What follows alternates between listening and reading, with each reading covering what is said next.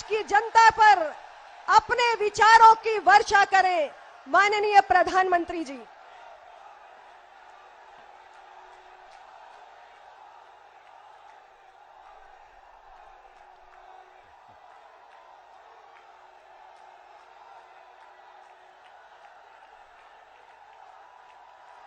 नमस्कार।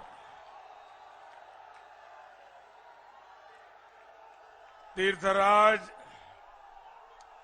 प्रयागराज और थेवा कला के लिए प्रसिद्ध प्रतापगढ़ के लोगों को मेरा प्रणाम। ये भूमि मर्यादा पुरुषोत्तम श्री राम और श्री निषाद राज की महान मित्रता की साक्षी है।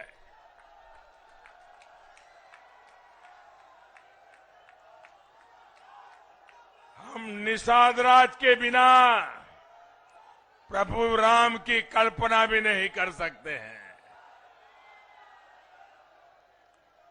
इस मिट्टी में अमर क्रांतिकारी शहीद चंद्रशेखर आजाद के बलिदान का रक्त भी मिला हुआ है।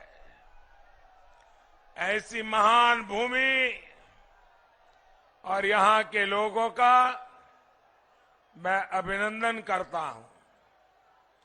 साथियों, उत्तर प्रदेश में 4 चरणों के चुनाव हो चुके हैं।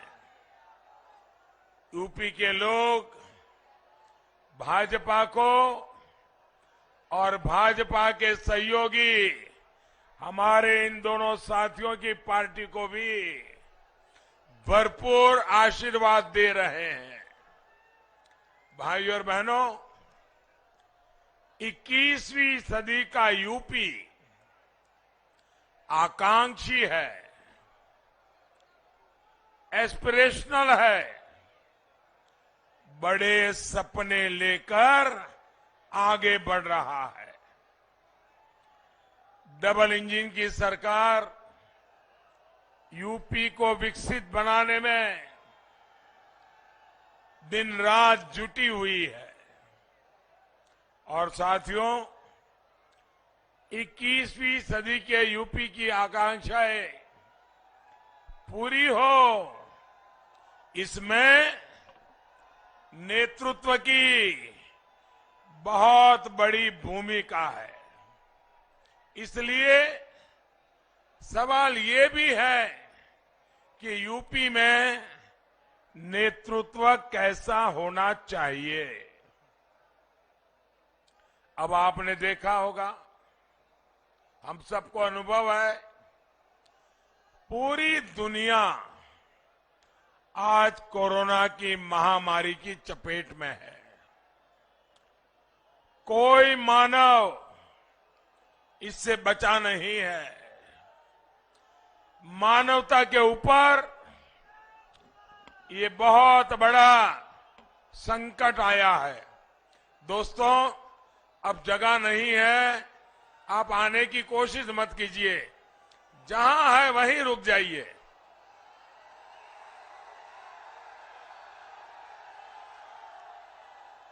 आपका प्यार, आपके आशीर्वाद के लिए मैं आपका बहुत आभारी हूं। भाइयों बहनों, योगी जी के नेतृत्व में इस क्षेत्र के सपूत मेरे परम मित्र केशव प्रसाद मौर्य जी ने यहां दिन रात एक कर दिया। अब आप देखिए, एक तरफ तो योगी जी हैं, केशव प्रसाद है, संजय जी है, अनुप्रिया जी है, और दूसरी तरफ कैसा नेतृत्व है? दूसरी तरफ ऐसे लोग हैं जिन्होंने वैक्सीन को लेकर अफवाहें फैलाई, लोगों को गलत रास्ते पर ले जाने की कोशिश की।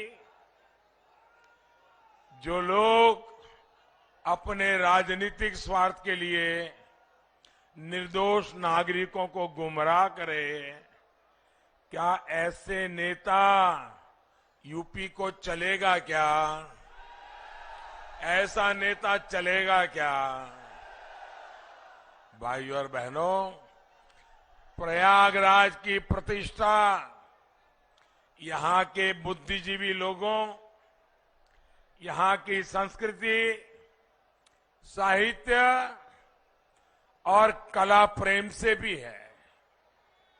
आप सभी प्रबुद्ध लोग इस बात से तो परिचित है कि बदली विश्व व्यवस्था में भारत का मजबूत होना कितना जरूरी है।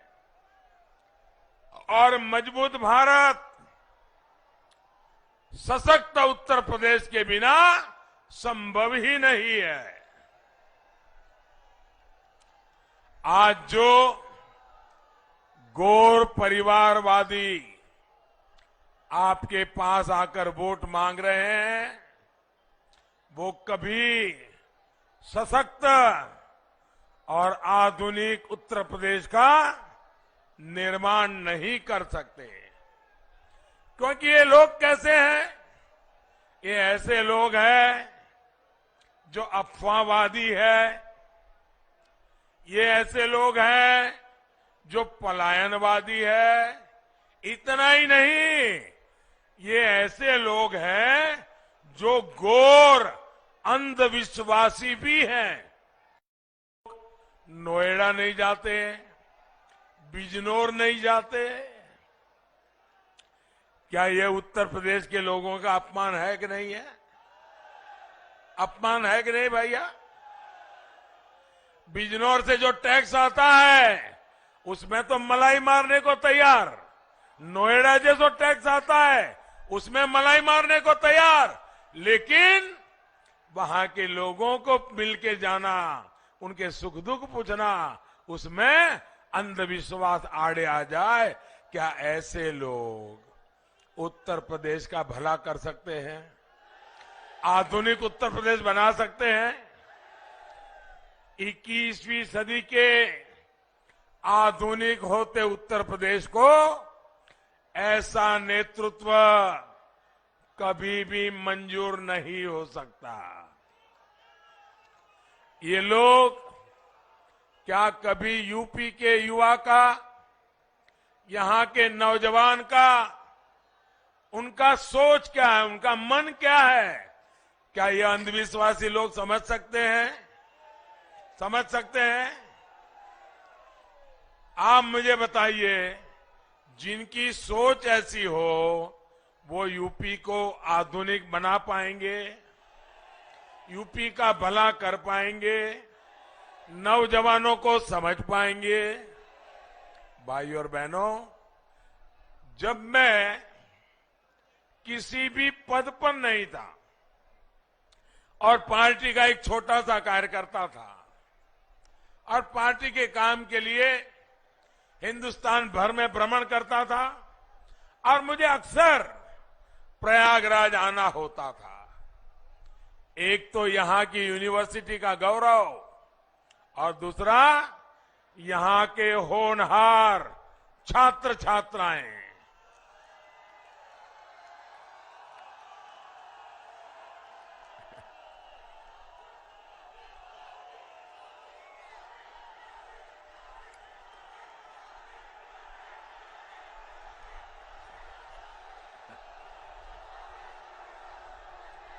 आपका ये प्यार, आपके आशीर्वाद मैं ब्याज समेत लौटाऊंगा दोस्तों।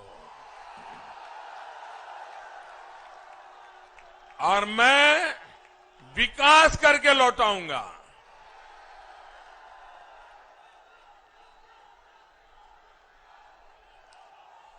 प्रयागराज एक तरह से मेधावी युवाओं का भी संगम है। लेकिन 2017 के पहले की सरकारों ने यहां की प्रतिष्ठा को खूब ठेस पहुंचाई दोस्तों। पूरे प्रदेश, पूरे देश से जो युवा यहां आते हैं, उनसे इन गौर परिवारवादियों ने छल किया है, छल किया है। आप भी जानते हैं कि नौकरी के नाम पर पिछली सरकारों के आयोग में बैठे लोग किस क्वालिफिकेशन को जरूरी मानते थे? इनके लिए योग्यता की अहमियत नहीं, बल्कि सिफारिश, जातिवाद, क्षेत्रवाद और नोटों के बंडल, यही सब कुछ था। इन लोगों ने अपने कारोबारियों को आयोगों की जिम्मेदार पदों पर बिठाकर जो खेल खेला, उसने कितनी ही युवाओं की जिंदगियां तबाह कर दी, होनहार युवाओं की। आज ये लोग नौकरी के नाम पर फिर उत्तर प्रदेश के युवाओं को धोखा दे रहे हैं, धोखा। भाइयों बहनों, सच्चाई ये है कि इन लोगों ने अपने 10 साल के शासन में सिर्फ 2 लाख लोगों को सरकारी नौकरी दी, और वो भी भाई भतीजावाद, जातिवाद, पैसों के बंडल।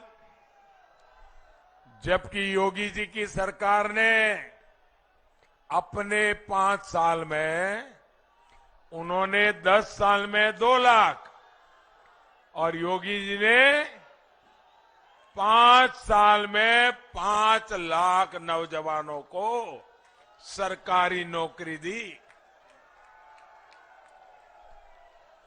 और ये नौकरियों में भी सिफारिश का रास्ता नहीं, भ्रष्टाचार का रास्ता नहीं, जातिवाद का रास्ता नहीं, भाई भतीजेवाद का रास्ता नहीं, पूरी तरह पारदर्शिता के साथ गरीब के बेटे बेटी को भी रोजगार देने का काम किया। साथियों, हमारी सरकार ने युवाओं की दिक्कत को समझना, उनकी परेशानियों को दूर करने का ईमानदारी से प्रयास किया है। पहले उत्तर प्रदेश में पीसीएस की परीक्षा का सिलेबस और यूपीएससी का सिलेबस अलग अलग होता था, और इसके कारण क्या होता था, छात्र छात्राएं इन दोनों परीक्षाओं की अलग अलग तैयारी करते थे। उन पर बहुत बोझ बढ़ जाता था, बहुत समय लगता था, धन भी बहुत खर्चा होता था। हमारी सरकार ने आपकी ये परेशानी समझी, और अब आज यूपी पीसीएस और यूपीएससी का सिलेबस लगभग एक जैसा कर दिया। यानी एक ही मेहनत से, उतनी ही मेहनत से आप दोनों परीक्षा की तैयारी करिए, दोनों परीक्षाएं दीजिए, और आप आगे आकर के देश का भविष्य बनाइए। हमारी सरकार ने ग्रुप सी और ग्रुप डी की नौकरियों से जो इंटरव्यू खत्म किया, उसका भी लाभ अनेक युवाओं को मिला है। साथियों, पहले की सरकारों में विकास के नाम का, विकास के काम ना होने की एक और बहुत बड़ी वजह थी जातिवाद और भाई भतीजावाद। परियोजना बनने से लेकर पास होने तक और उसके काम शुरू होने से पहले ठेकेदारी तक में भाई भतीजावाद, छोटी छोटी ठेकेदारी में, अरे कुंभ जैसे पवित्र काम में भी ये गोरख धंधे इन्होंने किए हुए हैं। गौर परिवादियों के करीबियों को ही ज्यादातर सरकारी परियोजनाओं के ठेके दिए जाते थे। कहीं पानी की पाइपलाइन बिछानी है तो ठेका परिवारवादियों के किसी करीबी को मिलता था, कहीं सीवर लाइन बिछानी है तो ठेका उन्हीं के किसी भाई भतीजे को मिलता था, क्योंकि कोई पूछने वाला नहीं होता था। तो ये लोग काम भी घटिया क्वालिटी का करते थे, क्योंकि कोई कार्रवाई नहीं होती थी, इसलिए ये लोग आधा अधूरा काम करके पूरे के पूरे पैसे लेकर के भाग जाते थे। प्रयागराज ही नहीं, यूपी के मेरे नौजवान मित्रों ध्यान रखिए, यूपी के हर जिले का ऐसा ही हाल है। आधे अधूरे काम छोड़ करके भाग गए और पैसे पूरे लेकर के चले गए। यहां के बाहुबली, यहां के माफिया, उनकी मर्जी की सबसे बड़ी सर्वोपरि उनकी मर्जी हुआ करती थी। इस वजह से कहीं अस्पताल अधूरा, कहीं स्कूल अधूरा, उनके ठेकेदार और दलालों की जेब भर गई तो वे संतुष्ट हो जाते थे। योजना का पैसा मिल बांटकर खा लिया जाता था। योगी जी की सरकार में आने के बाद माफिया का क्या हुआ? गए जेल। माफिया का क्या हुआ? माफिया का क्या हुआ? और ठेकेदारी में भी ये जो लोग थे वो भी 5 साल ताले लगा करके बैठ गए हैं, और अगर मौका मिला तो ताला खोद करके वो फिर से ठेकेदारी के लिए आने वाले हैं। क्या ऐसे लोगों को आने देंगे? आने देंगे? माफियाओं को जेल से बाहर आने देंगे? जेल से बाहर आने देंगे? अब पूरी पारदर्शिता के साथ योग्य लोगों को काम दिया जा रहा है, और इन सबसे बड़ा उदाहरण आपने यहां प्रयागराज में कुंभ के दौरान देखा है। योगी जी की सरकार में आप सभी के सहयोग से संपन्न हुए कुंभ के दिव्य और भव्य आयोजन को दुनिया ने सराहा है। कुंभ के मेले पहले भी होते थे, हर बार होते थे, लेकिन कभी उसकी अच्छाइयों के विषय में दुनिया में चर्चा नहीं होती थी। इस बार जो प्रयागराज ने कुंभ किया, योगी जी और केशव जी के नेतृत्व में जो काम हुआ, विश्व की बड़ी बड़ी संस्थाओं ने उस पर स्टडी की। यूनेस्को ने हमारे इस कुंभ की परंपरा को विश्व विरासत का दर्जा दिया। भाइयों, क्या प्रयागराज के हर नागरिक को गौरव होता है कि नहीं होता है? उत्तर प्रदेश के हर नागरिक को गौरव होता है कि नहीं होता है? हर हिंदुस्तानी को गौरव होता है कि नहीं होता है? प्रयागराज में एक कुंभ मेले ने सारी दुनिया की सोच बदल दी। भाइयों, एक काम योगी जी केशव जी की जोड़ी ने करके दिखाया। जिस तरह पहले की सरकारों ने यूपी के नौजवानों को धोखा दिया, वैसे ही प्रयागराज को भी विकास के लिए तरसा कर रखा। जिन्हें प्रयागराज नाम से ही चीड़ हो, प्रयागराज बोलिए तो इनका कान खड़े हो जाते हैं। प्रयागराज बोलना चाहिए नहीं बोलना चाहिए भाई? प्रयागराज बोलने से आपको गर्व होता है कि नहीं होता है? अगर प्रयागराज नहीं बोलोगे तो निषाद राज को भी भूल जाओगे। भाइयों बहनों, जिनको प्रयागराज ये नाम से नफरत हो, वो क्या प्रयागराज का विकास करेंगे? क्या आपकी इच्छाएं पूरी करेंगे? क्या आपकी आवश्यकताएं पूरी करेंगे? क्या भाइयों बहनों,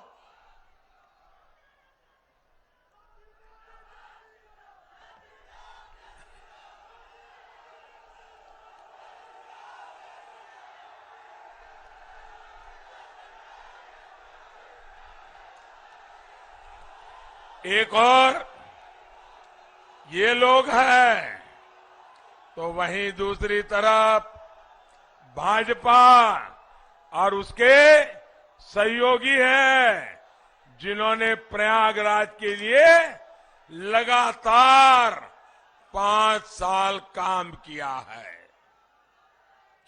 भाइयों और बहनों, भाजपा की डबल इंजन सरकार ने देश की भी और उत्तर प्रदेश की भी राजनीति को एकदम बदल दिया है। इन घोर परिवारवादियों ने इतने दशकों तक संप्रदायवाद की राजनीति की, जातिवाद की राजनीति की, क्षेत्रवाद की राजनीति की। इनकी राजनीति का दायरा संकुचित है, सीमित है, संकीर्ण है। भाजपा की राजनीति का दायरा विस्तृत है, विशाल है, सर्वसमावेशी है। भाइयों बहनों, मुझे अनुप्रिया जी के पिताजी से बहुत पुराना संबंध रहा मेरा।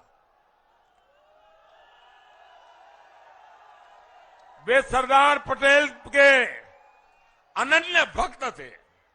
सरदार साहब के प्रति उनके मन में बड़ी श्रद्धा थी और वो हमेशा अमूल डेयरी के काम को देखने समझने के लिए आया करते थे। तो जब भी आते थे, मुझे भी उनके दर्शन का सौभाग्य मिलता था। और हर बार सोनेलाल जी जब भी आए, गरीब की बात, पिछड़ों की बात, सबके कल्याण की बात करते थे। भाइयों बहनों, मुझे जब भी हमारे संजय जी से बात करने का मौका मिला, अभी भी वो मुझे समाज के सब वर्गों की भलाई की बात कर रहे थे। भाइयों बहनों, भाजपा की राजनीति का दायरा विस्तृत है, विशाल है और जैसे अभी अनुप्रिया जी बता रही थी, सर्वसमावेशी है। इसलिए चुनाव परिणाम आने के बाद चुनाव आयोग को इन लोगों ने शुरू कर दिया है। मुझे किसी ने मैसेज दिया, बड़ा मजेदार मैसेज दिया। वो यहां की राजनीति को बराबर जानते हैं। तो उन्होंने मैसेज दिया कि मुझे लगता था कि जब 5वां चरण पूरा हो जाएगा या 6वां चरण पूरा हो जाएगा, इसके बाद ये ईवीएम को गाली देना शुरू करेंगे। लेकिन इस बार तो इन्होंने 4थे चरण में ही सुबह से ही ईवीएम को गाली देना शुरू कर दिया। जो लोग एग्जिट पोल का इंतजार करते हैं ना, मैं उनको कहता हूं एग्जिट पोल का इंतजार मत कीजिए। ये जैसे ही ईवीएम को गाली दे तो समझ लीजिए कि उनका खेल खत्म।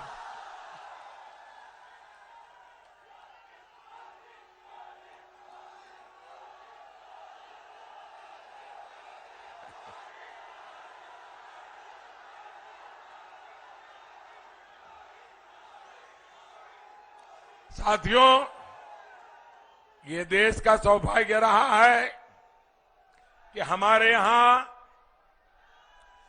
गंगा जी की सफाई का अभियान सांप्रदायिकता की नजर से नहीं देखा गया।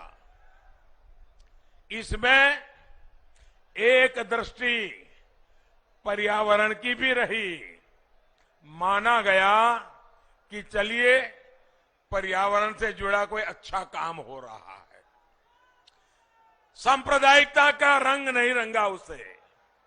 वैसे ही अयोध्या में हो रहे राम मंदिर के निर्माण को लेकर, काशी में हो रहे कार्यों को लेकर, प्रयागराज में हो रहे कामों को लेकर एक दूसरा पक्ष भी मैं आज देश के सामने रखना चाहता हूं। और ये उन लोगों के लिए जानना जरूरी है जो अयोध्या, काशी, मथुरा, प्रयागराज, केदारनाथ, बद्रीनाथ यहां हो रहे सब कामों को सांप्रदायिक नजर से देखते हैं।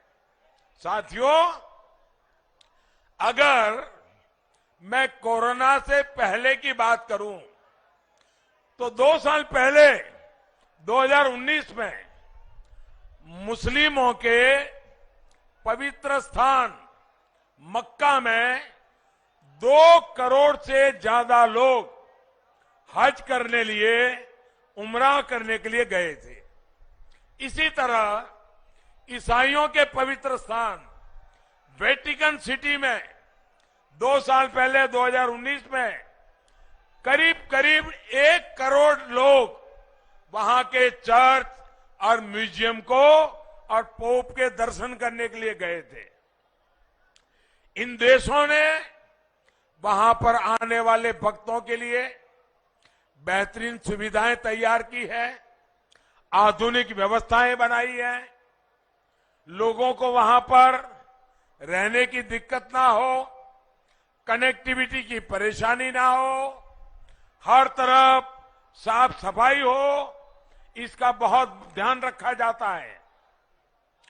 लेकिन भारत में अगर हम उसी दिशा में कुछ काम करें, लोगों की सुविधा की चिंता करें, नागरिकों की भलाई के लिए काम करें, तो इनको वो सांप्रदायिक चश्मों से ही देखने की कोशिश करते हैं। आप खुद देख रहे हैं, काशी विश्वनाथ धाम परियोजना के बाद वहां आने वाले भक्तों की संख्या इतनी बढ़ गई है कि वहां गरीब से गरीब को अब रोजी रोटी के नए अवसर मिल गए हैं। जो आने वाले लोग हैं उनमें आस्था भी है और ये नया परिवर्तन आया उसका कौतूहल भी है। बनारस में जो विकास के काम हो रहे हैं वो काशी और इस क्षेत्र की इकोनॉमी को बदलेंगे। और प्रयागराज के लोग तो हर कुछ साल में देखते हैं कि जब कुंभ का आयोजन होता है तो कैसे उसमें आस्था के साथ आजीविका भी जुड़ जाती है। यहां के अनेक लोगों को रोजी रोटी के अवसर खुल जाते हैं। ऐसे ही बद्रीनाथ, केदारनाथ में विकास कार्यों के बाद वहां भी आने वाले लोगों की संख्या बहुत बढ़ी है। मुझे भी वहां के मुख्यमंत्री बता रहे थे कि कोरोना के पहले केदारनाथ में अब तक जितने लोग आए होंगे प्रति वर्ष उससे ज्यादा डबल संख्या में लोग आना शुरू हुए। तो पूरे उत्तराखंड की इकोनॉमी चल रही है। भाइयों बहनों, जब भक्तों की संख्या बढ़ती है, यात्रियों की संख्या बढ़ती है, टूरिस्टों की संख्या बढ़ती है, तो रोजी रोटी देती है कि नहीं देती है? रोजी रोटी देती है कि नहीं देती है? गरीब से गरीब को काम मिलता है कि नहीं मिलता है? शहर में टैक्सी चलाने वाला हो उसका भी रोजगार बढ़ता है कि नहीं बढ़ता है? रास्ते के किनारे पर जो फूल बेचता है उसके फूल बेचने वाले की भी कमाई बढ़ती है कि नहीं बढ़ती है? जो छोटी छोटी सराय लेता है काम करता है उसको रोजगार मिलता है कि नहीं मिलता है? जो अच्छी होटल चलाते हैं उसको रोजगार मिलता है कि नहीं मिलता है? भाइयों बहनों, जब यात्रियों की संख्या बढ़ती है तो वहां की पूरी रोजी रोटी तेज गति से बढ़ती है। हम जो काम कर रहे हैं, पूरा हिंदुस्तान अब उस तरफ आने वाला है और ये सारे स्थान आर्थिक गतिविधि का बहुत बड़ा केंद्र बनने वाला है। और इसलिए हमारी सरकार कनेक्टिविटी पर बहुत जोर दे रही है। और मुझे बताया गया है कि 3 साल के भीतर ही ये जो हमारा प्रयागराज एयरपोर्ट अभी अभी बना, और हमें कम समय में बनाया, समय से पहले बना दिया। प्रयागराज एयरपोर्ट में 10 लाख से ज्यादा यात्रियों की आवाजाही हो चुकी है। भाइयों, लखनऊ और वाराणसी के बाद आज प्रदेश में ये आंकड़ा छूने वाला प्रयागराज हमारा तीसरा एयरपोर्ट बन गया है। साथियों, बात एयरवे कनेक्टिविटी की हो, हाईवे कनेक्टिविटी की हो, वाटरवे कनेक्टिविटी हो या रेलवे कनेक्टिविटी की हो, हम उत्तर प्रदेश के हर हिस्से को जोड़ना चाहते हैं। योगी जी की सरकार इसलिए ही यूपी में आधुनिक एक्सप्रेसवे बनवा रही है, नए एयरपोर्ट बनवा रही है। इन विकास कार्यों की गति ना रुके, इसके लिए डबल इंजन की सरकार बननी जरूरी है। और इसलिए आपको बीजेपी को जिताना है, इसलिए आपको अपना दल के हमारे उम्मीदवारों को जिताना है, इसलिए आपको निषाद पार्टी के हमारे उम्मीदवारों को जिताना है। और भूलना नहीं है, पहले मतदान, उसके बाद दूसरा काम। साथियों, मुझे बताइए, ऐसा तो नहीं होगा ना, इतनी बड़ी रैली हो गई, संजय जी का मार्गदर्शन मिल गया, अनुप्रिया जी का मार्गदर्शन मिल गया, मोदी जी भी आ गए, अरे अब तो जीत जाएंगे, सो जाओ, अब सो जाओ। ऐसा नहीं करोगे ना, नहीं करोगे ना? घर घर जाओगे, घर घर जाओगे, घर घर जाओगे? जरा हाथ ऊपर करके बताइए, घर घर जाओगे? मतदाताओं से मिलोगे? अच्छा, मेरा एक काम करोगे? करोगे? पक्का? देखिए, मैं चाहता हूं मेरी तरफ से इस क्षेत्र के सभी नागरिकों को मेरा प्रणाम पहुंचाएंगे, पहुंचाएंगे? उनको कहेंगे मोदी जी ने आपको नमस्ते भेजा है? पक्का कहेंगे? देखिए, आप जब उनको कहेंगे ना कि मोदी जी ने आपको